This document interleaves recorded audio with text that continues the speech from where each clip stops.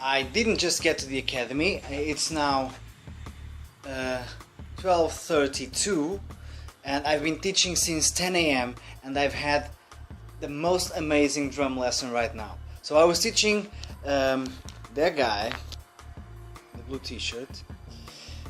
He just left. His name is Dave, and me and Dave, we've been working, or Dave and I should say, we've been working on molar technique and getting his sound tight, his technique tight. He plays in a band, so I've been helping him with that. He's been my student now for 9 months. Today was the day. We felt that tipping point, that the turning point, and I want to show you exactly when that happened.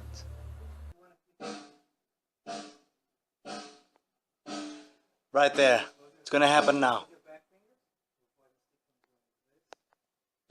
Yes.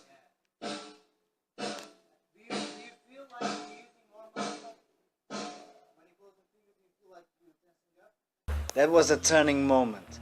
Dave has been working on this for so long. I'm so happy. We celebrated, we were happy, we talked about these exercises for many months now, and he got there today. His snare drum was sounding fantastic, his hi-hat was sounding fantastic. Molar for the win.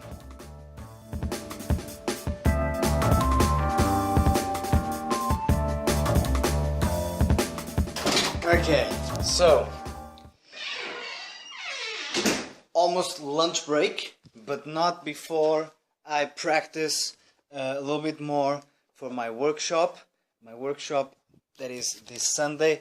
And today I want to talk about practice. I want to talk to you about what I believe that are the do's and don'ts of practice, and I want to talk about something super important, which is self-awareness, paying attention, and wanting to fix your flaws. Who made that mess? Look at that. I cleaned this morning. Guys.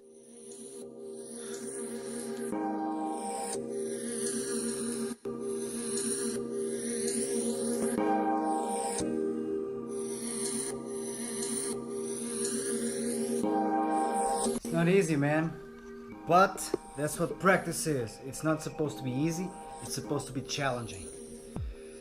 Okay, round 2, here we go.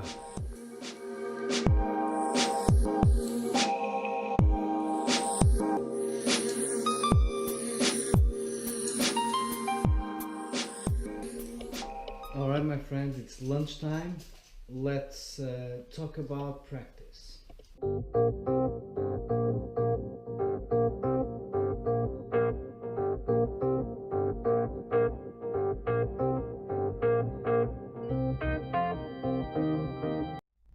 Alright guys, so I want to talk to you about practicing.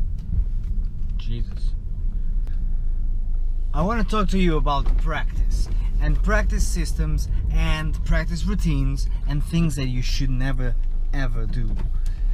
The reason why I want to talk about this is because now that I've been filming every single one of my lessons, I still see a lot of problems. For instance, one of the things that I've noticed is that a lot of my students don't really focus on the sound that they produce.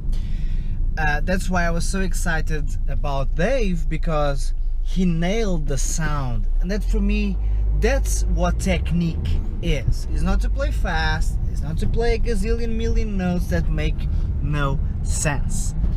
If you only do that, you're basically just rambling and shouting at people. Music is a language. I'm always pushing that agenda, and to not correct your speech and to not correct your diction is to not learn the language properly. See, I'm not an English native speaker. I learned how to speak English in school, granted, back in Portugal, but I had I still have an accent, I know, but I had a Portuguese accent, if you will, and I had to work on it. So what I see a lot is students not focusing on that enough. For I can share with you a case study. This is actually, many of my students do this.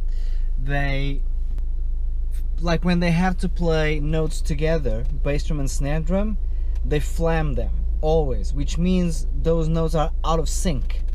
And this is not just one student, it's many. And the reason why that problem persists is twofold. One, they're not paying enough attention. So they're not trying to fix it because they don't even hear it. And you can't know what you don't know. The second reason for why that problem persists is that even once they identify that issue, or I do that for them, they don't focus enough time, or they don't allocate enough time in their practice to correct that one problem.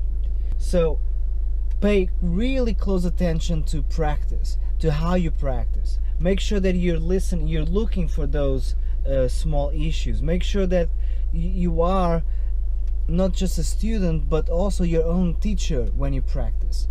And now I'm gonna grab lunch and we will talk about this a little bit more later.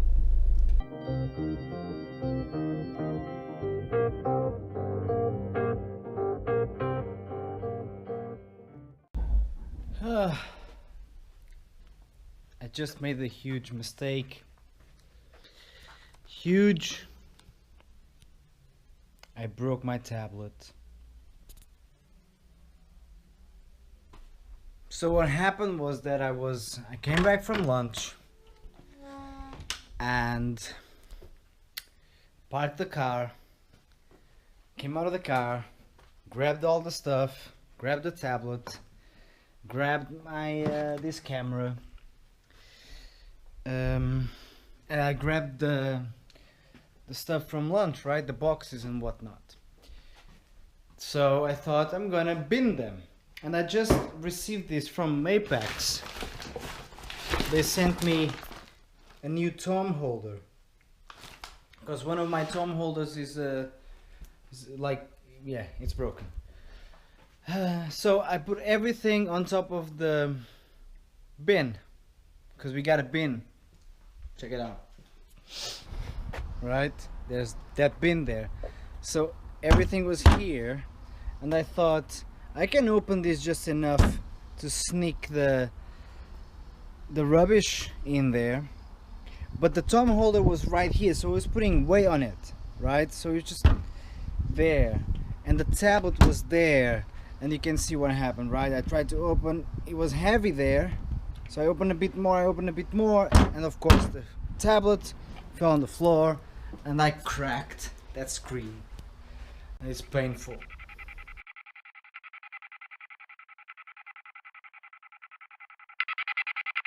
Some of you guys just don't want it enough. We gotta talk. One of the things that it's really concerning me when it comes to my students is that some of you guys don't want it enough. And there's a lot of talk, there's a lot of promise, but there's not enough walk.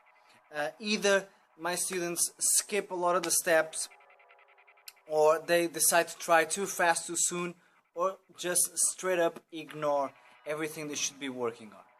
Now, why does this concern me? It's not me playing.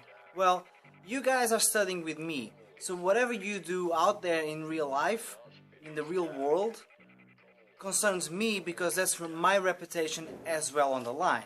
And this is why I've been sacking a lot of students lately, because if you don't want to put the work in, I'm not the teacher for you. There's a lot of babysitters out there. I'm a drum teacher. Now, let's get one thing straight. I'm not saying that you have to become a professional musician. I'm saying that if you say that you love drumming, you behave accordingly.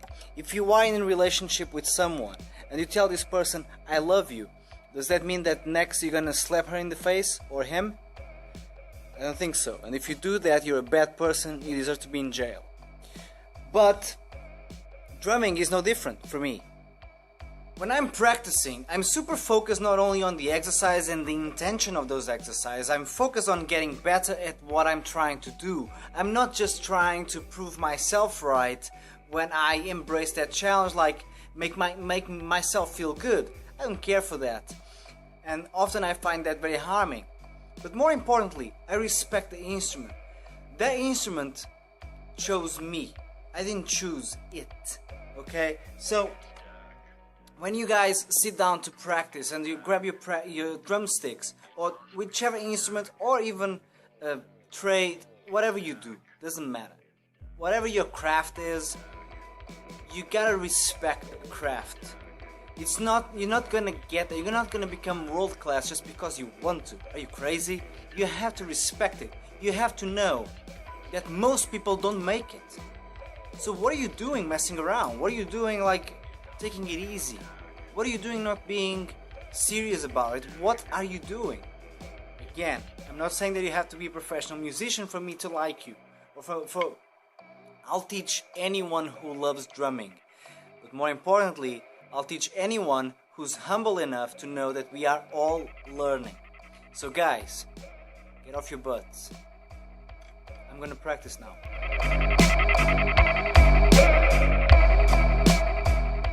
Alright fellas, it's that time of the day. I'm gonna start teaching again. It's round 2. We've had lessons in the morning. Now it's time for afternoon lessons. It's 27 past 3 p.m. And today we have 2 new students, so wish them luck. I know nothing about them. I know that one of them, I know nothing about them. Yeah, let's do this. Teaching time, go!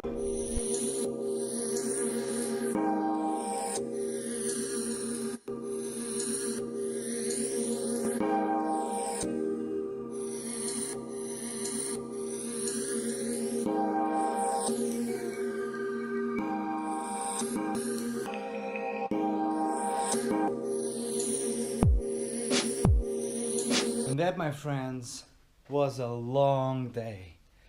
But I'm very happy, super happy about Dave's breakthrough. Awesome stuff. Unfortunately, I broke my tablet. But it's just a tablet. Whatever. I'll see you guys tomorrow. Bye-bye.